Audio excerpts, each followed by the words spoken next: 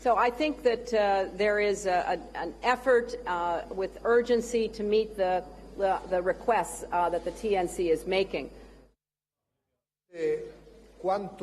There can be no doubt that the more we're successful in the fight against terror, the greater our security and the lower the costs that have to be incurred in order to ensure that we have in place adequate protective measures.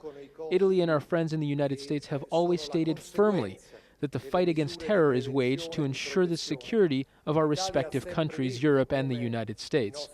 So the more successful we are in this fight against terror, the more likely it is we can reduce the extent of our commitment. Speak to our correspondent Lawrence Lee. He's outside the conference, the meeting in Rome. Lawrence, what about this $3 billion that are required? What kind of concrete steps will be made in trying to get hold of it? Yeah, what indeed. I've just got a text here of the opening address been given by Italy's foreign minister to the assembled contact group here, which outlines a number of things. So I'll try and go through them as quickly as I possibly can. Basically, they want to display unity, they say, against Gaddafi. They don't want a divided Libya as a playground for his mercenaries. They want to display vision. That's been in short supply. They want an effective ceasefire.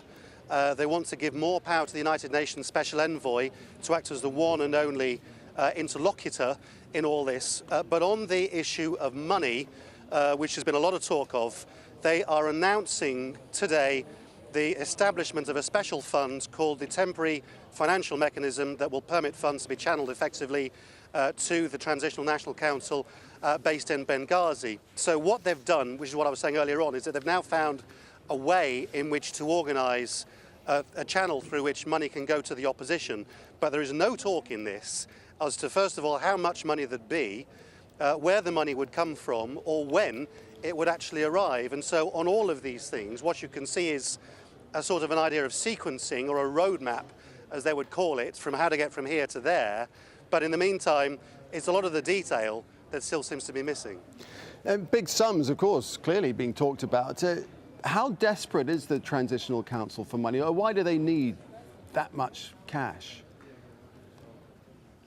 Well, I mean, that figure, £2 to £3 billion, you could pluck out of the air. I mean, clearly, Benghazi all the way to the Egypt border is absolutely impoverished. If you drive through that area, they've received none of the benefits of all the oil money that they should have done by rights.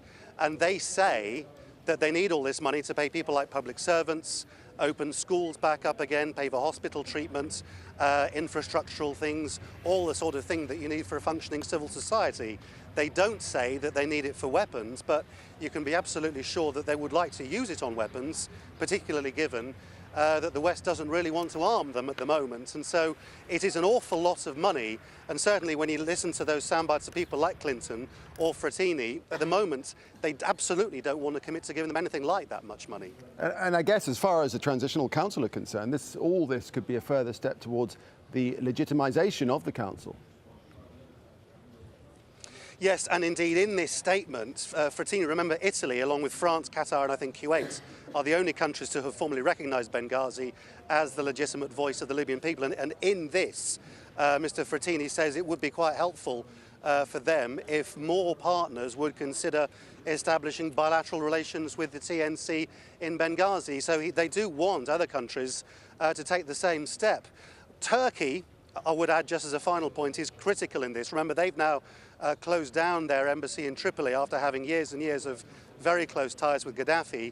And behind the scenes and around all this and around the, whatever the United Nations may be doing, it does seem to me, and I've said so for weeks now, that Turkey could have a very key role to play in trying to organising or easing Gaddafi out in some sort of way, because the Turkish government appears to be one of the very few countries, certainly inside NATO, that may have any chance of holding any sort of discussions with the Gaddafi leadership. All right, Lawrence, thanks very much indeed. That's Lawrence Lee in Rome. Stay with Al Jazeera. Continued coverage, of course, of the Arab awakening from our reporters across the region, providing updates all the time, 24 hours a day. A whole load of analysis right here on our website. There it is, aljazeera.net/English. A lot of pictures there, the latest pictures that we're getting in, kindly sent to us by our viewers, that we can put onto that website as well as on air. Also in-depth commentary there, as well as blogs from our correspondents out in the field.